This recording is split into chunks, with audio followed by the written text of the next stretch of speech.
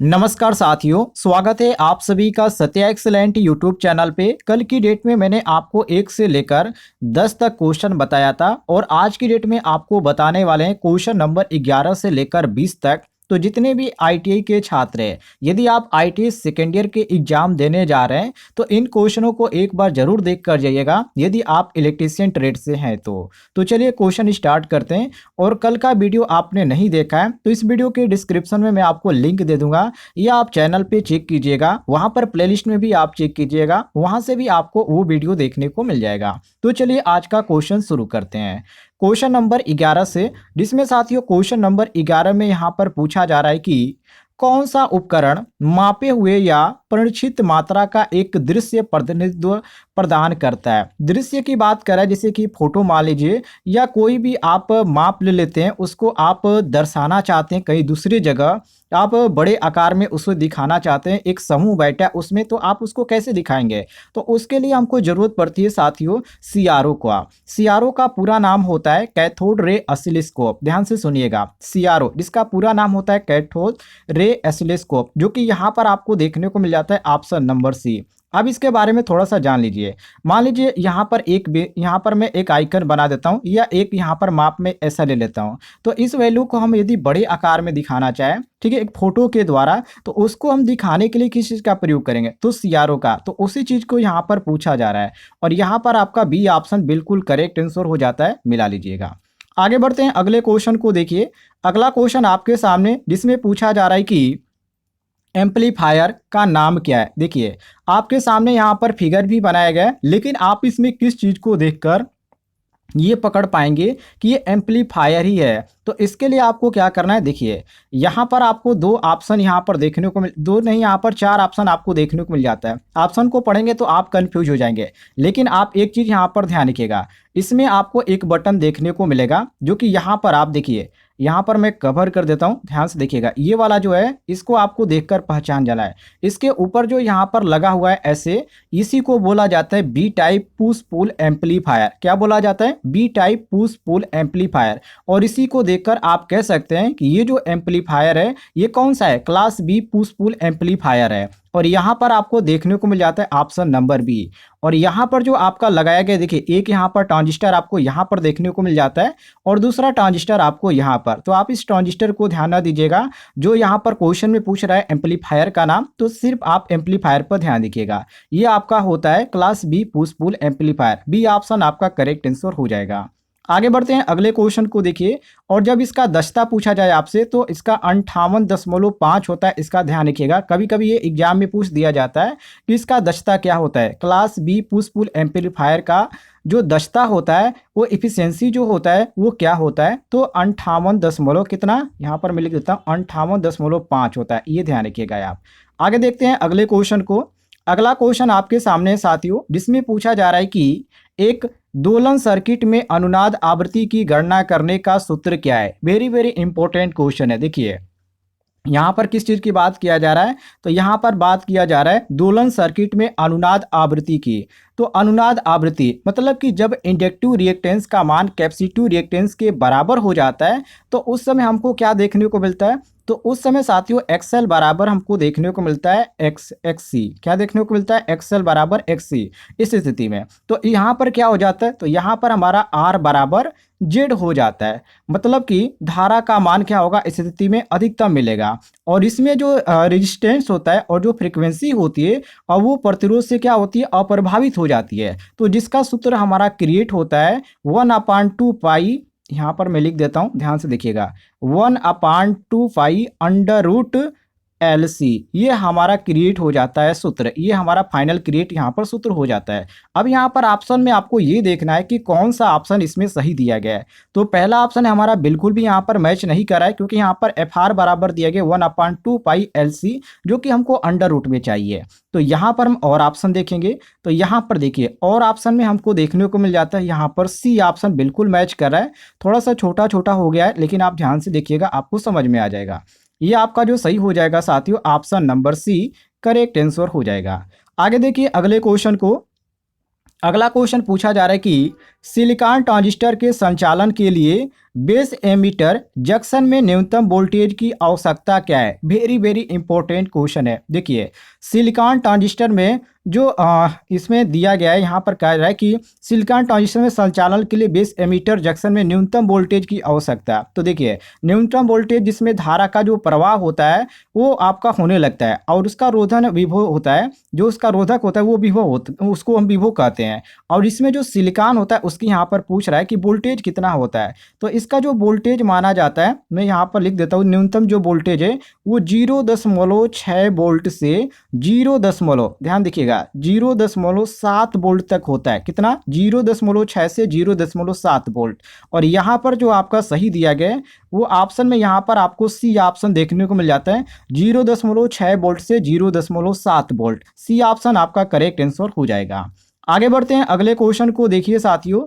अगला क्वेश्चन यहाँ पर सामने, जो कि ये क्वेश्चन है काफ़ी इंपॉर्टेंट क्वेश्चन है और थोड़ा सा टफ भी क्वेश्चन है। इसके लिए आप इसका चैप्टर जब पढ़ेंगे, इसका जो कलर बैंड है इसको आप पढ़ेंगे तब आपको समझ में आएगा। इसमें पूछा जा रहा है कि क्रमशः 4 रंग बैंड लाल, बैगनी, नारंगी और सोने के साथ प्रतिरोध का न्यूनतम और अधिकतम मान क्या है। तो इसके लिए आपको क्या करना पड़ेगा, इसका चार्ट देखना पड़ेगा कि यहाँ पर जो होता है बैगनी का कौन सा यहाँ पर कोड होता है और यहाँ पर लाल का कितना माना जाता है, नारंगी का कितना माना जाता है, सोना कितना माना जाता है, तब आपको समझ में आ जाएगा।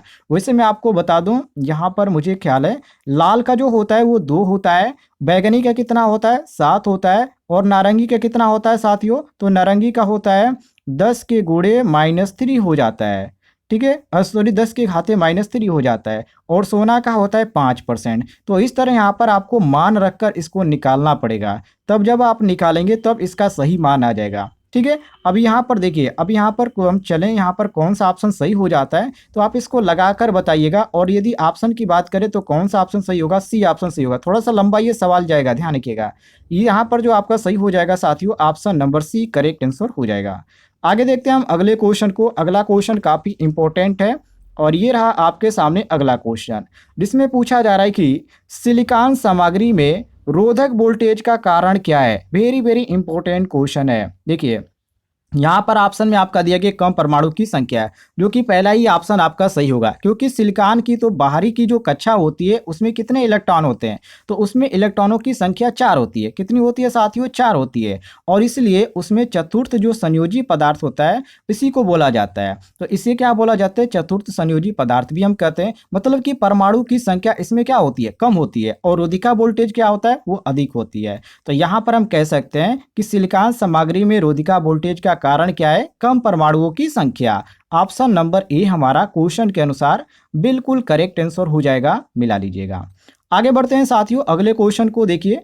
अगला क्वेश्चन आपके सामने, जिसमें पूछा जा रहा है कि रिवर्स बायस्ड डायोड में चौड़ी बाधा का कारण क्या है। वेरी वेरी इंपॉर्टेंट क्वेश्चन है। अब यहाँ पर रिवर्स बायस्ड की बात कर रहा है तो यहाँ पर आप फिगर के अनुसार भी समझना चाहे तो समझ सकते हैं। मैं यहाँ पर फिगर भी बना देता हूँ। इसमें एक डायोड की ज़रूरत पड़ेगी, तो सबसे पहले यहाँ पर हम आपको डायोड बना के दिखा देते हैं। देखिए, ये आपका कुछ इस प्रकार बनता है इसका फिगर। एक फिगर के माध्यम से आपको समझा देते हैं ताकि आसान पड़े आपको भी समझने में। ये आपका हो गया फिगर, ठीक है। ये आपका प्लस हो गया और ये यहाँ से आपका एक हो जाएगा माइनस। ये आपका मैच करेगा।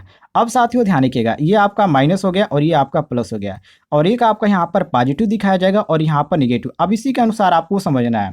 और इसमें डायोड जो है आपका ये एक आप पी है और यहाँ पर एक आपका एन है। तो इसमें आपको समझना है कि डायोड के जो पी भाग है उसको निगेटिव से यदि हम जोड़ दें तो उस समय निगेटिव भाग को हम पॉजिटिव से यदि जोड़ दें तो उस समय हमको क्या देखने को मिलेगा? कुछ हमको इस तरह देखने को मिलेगा, माइनस ऐसे रहेगा और यहाँ पर ऐसे इसका फिगर बन जाएगा और साथियों ये आपका प्लस यहाँ पर दिखाया जाएगा और ये आपका पॉजिटिव।